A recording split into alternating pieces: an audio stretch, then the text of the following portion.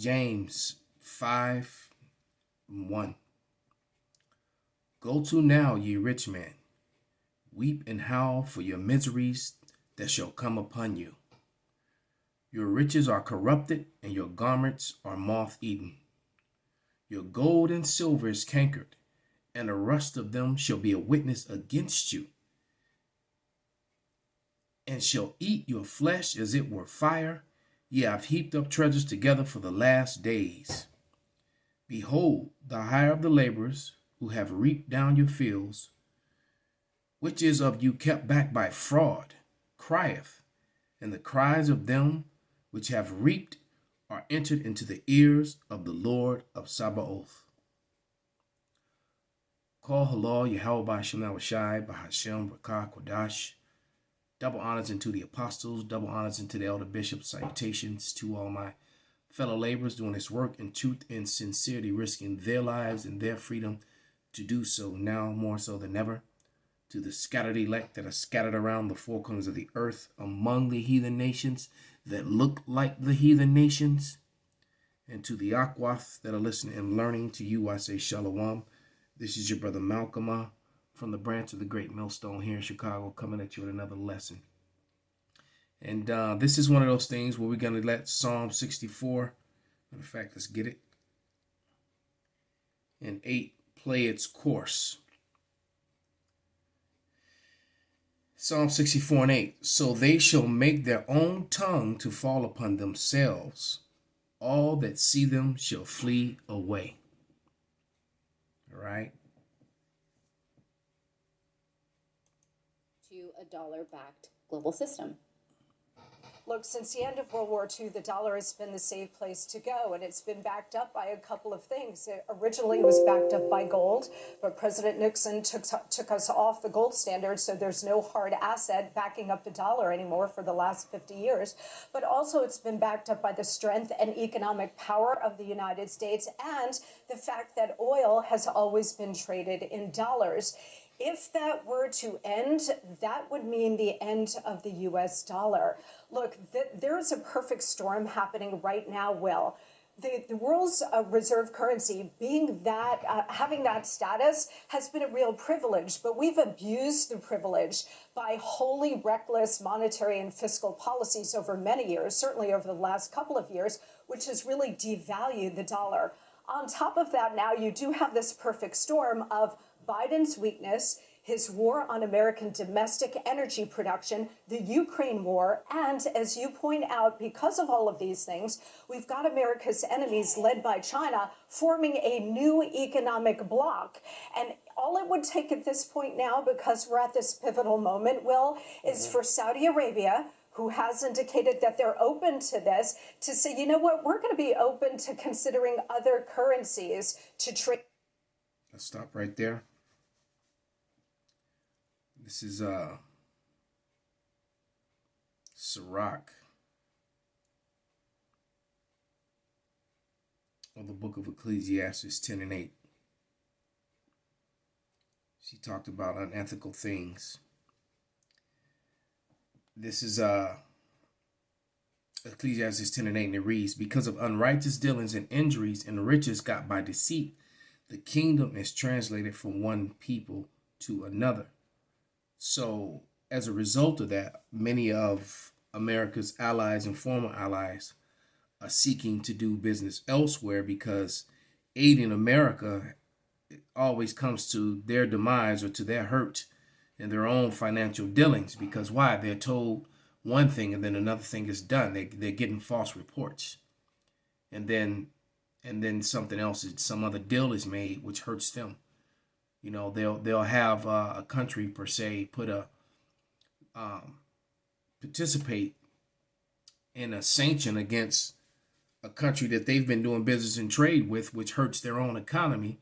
But since they're part of this, the system which is NATO or the EU, they're forced to do so to the detriment of their own countrymen, to the detriment of their own economies. And quite frankly, they're tired of it. This is Exodus 23 and 1. It says, thou shalt not raise a false report put not thy hand with the wicked to be an unrighteous witness. So,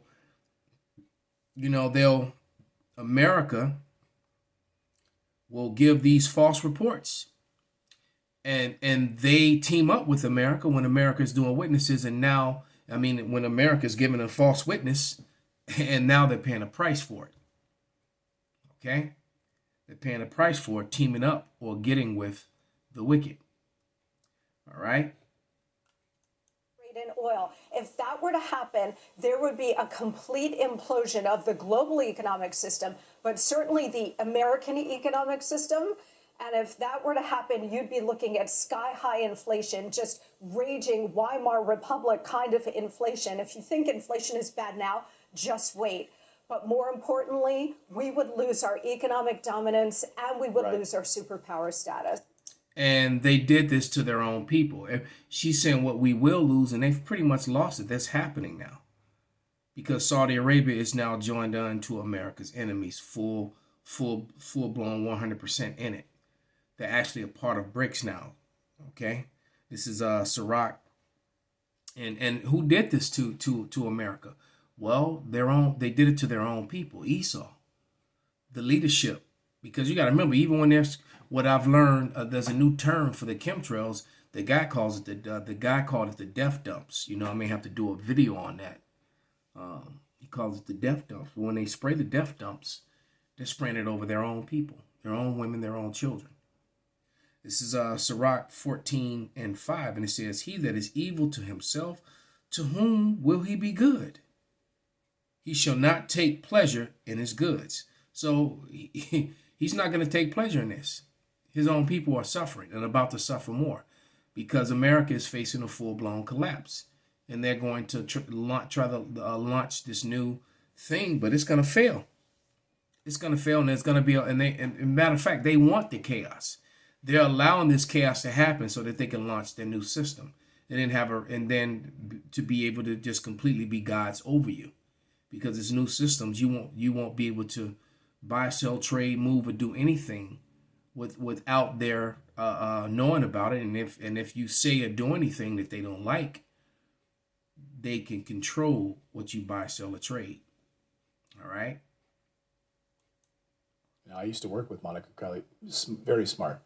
Yeah, Very this smart. clip alone had our accountant sort of writing to us and saying like, oh, she's like, I didn't even know this about the dollar not being backed by gold currency. We've talked about. Wait, so her accountant,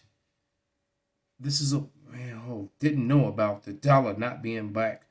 See, that goes to show you that the average American is not that smart. They really aren't. And I'm sure her accountant has degrees, all right, but is clamorous. All right, let me see if I can find that.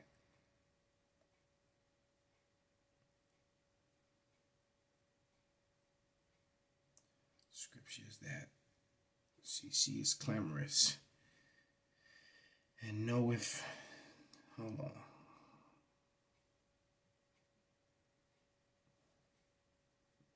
I think it's in Proverbs. Yeah, Proverbs 9:13. Let me play that back before I read it.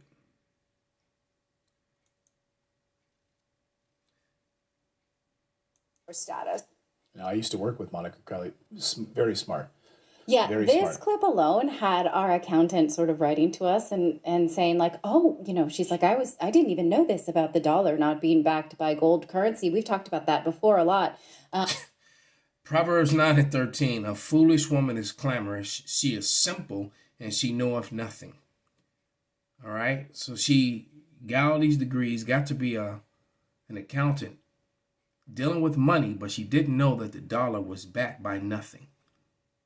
All right. As a matter of fact, let me run that back again. And let me just let it play through without interruption, which I intended to do, but, the Spirit jumped on me to bring out some scriptures. This is only about 2-minute long clip. Trying to go back to the beginning. Of us that are used to a dollar-backed global system. Look, since the end of World War II, the dollar has been the safe place to go, and it's been backed up by a couple of things. Originally, by the military, by the way, military might. All right. That's why America has bases in all these other countries all over Europe and around the world to ensure that the dollar, you know, that no one would get out of line. Because if you got out of line, you got labeled a terrorist, a couple of false flag events in your backyard. And next thing you know, people were kicking in doors and dropping bombs on you. That's what happened to, basically, that's what happened to Gaddafi and Saddam Hussein. All right. They tried to go away from the dollar. And they got labeled, then they use the media smear campaign to demonize you. And then you know what happens after that. It was backed up by gold, but President Nixon took us off the gold standard, so there's no hard asset backing up the dollar anymore for the last 50 years. But also it's been backed up by the strength and economic power of the United States and the fact that oil has always been traded in dollars. If that were to end, that would mean the end of the U.S. dollar. Look, there is a perfect storm happening right now, Will.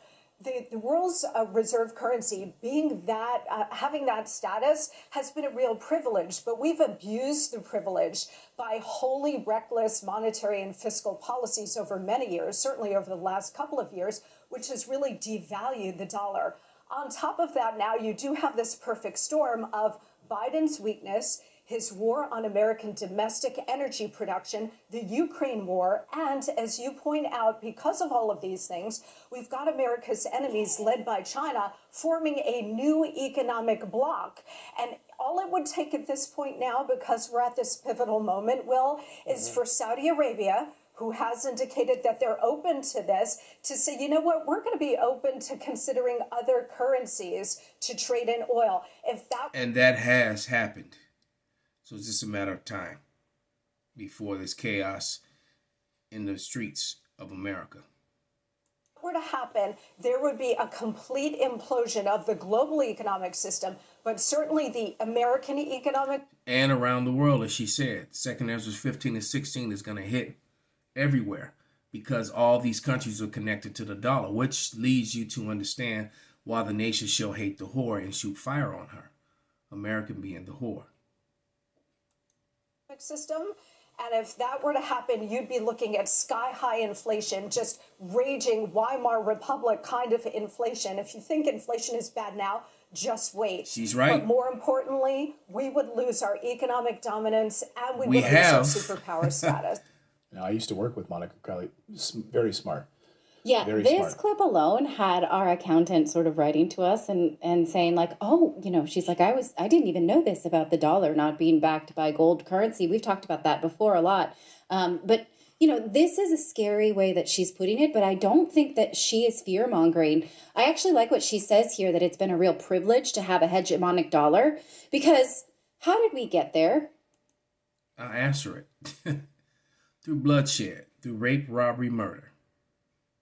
Through lying, through cheating, which they kind of mentioned that. And she kind of tells this story about matter of fact, I'll just let it play and I'll bring out a few more scriptures.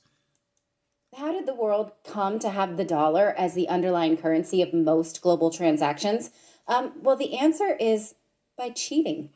I'm going to tell you a little story. This comes from a very old out-of-print book called The Hidden Hand of American Hegemony. Because it's a real book, it's not in any kind of digital form. I had to take a screenshot of it, and I'm sorry that they definitely won't be using this in the curriculum in the schools. All right, for real. This looks a little bit too busy, but I want to tell you this story anyway because it's kind of fun, and also naughty, and also crazy. Okay, did I sell it? Good enough? Naughty and crazy. It's all of those things. So G.K. Chesterton once, I want to start from the second line. In 1974, U.S. Treasury Secretary William Simon was putting Islam through its paces. He flew on a government plane to Saudi Arabia to meet with the Minister of Finance because he was worried about the future of the international financial system and the place of the United States in it. Simon had put an extremely violent video on the in-flight movie system, and he was laughing uproariously while consuming prodigious amounts of whiskey. Alcohol is illegal in Saudi Arabia, though drinking it might seem like the national pastime to a new visitor in the kingdom. Ministers of state are not supposed to roll off their planes drunk, but according to another government official on the trip, this is exactly what Simon did. In 1974, the financial problems facing the U.S. Secretary of the Treasury were enough to drive any level-headed soul to his cups. The federal government was running an ever-increasing budget deficit, and it was Simon's job to finance it. But that year, the Treasury was preempting 62% of the debt markets in this country, and Simon called the cost of paying interest on the national debt just frightening. So he's realizing the economy is about to collapse. He needs to get himself drunk and get on a plane to Saudi Arabia because they can't pay their debts, because the currency is collapsing and they can't even pay the debt on it. At the same time, the price of oil was getting higher and higher. Financial markets are in danger of collapse, partly because of the new inflows of capital from oil exporting nations. The strain could be believed, Simon thought, if the OPEC nations put a larger amount, we're going to flip the page, of their accumulated funds into investment in this country, or if the American public spends less and saves more. Since it was unlikely that President Richard Nixon, while facing impeachment, would succeed in urging the public to spend less and save more, Simon turned to OPEC for funding. And how did that meeting go? I'm going to skip a few paragraphs. Well, his answer to the myriad problems faced by the Treasury and the United States in general, and indeed by most of the world, was to sell bonds. In 1974, Simon negotiated a secret deal so the Saudi Central Bank could buy U.S. Treasury securities outside of the normal auctions. A few years later, Treasury Secretary Michael Blumenthal cut a secret deal with the Saudis so that OPEC would continue to price oil in dollars. These deals were secret because the United States had promised other industrialized democracies that it would not pursue such unilateral policies. So it was through these secret meetings, drunken, underhanded dudes in secret rooms. We'll stop it right there. All right. Like I read that Sirach 10 and 8, through injuries and deceit. These backdoor deals. All right. But let me grab one more scripture. This is Deuteronomy, one of my favorites. Deuteronomy 33 and 29. Happy art thou, O Israel, who is like unto thee, O people saved by the Lord, the shield of thy help, and who is the sword of thy excellency. And thy enemy shall be found liars unto thee, and thou shalt tread upon their high places. And we're doing so by bringing out this word, bringing out this truth. And Esau, Edom's place in prophecy is shameful spewing upon their glory. All right. So with that, I'm going to give all praises, honor, and glory unto Yahweh, Bahashem, Yahweh Shai, Bahashem, Rakak Padash, Wa Abba Babal, Kwam Yasharala, Shalom.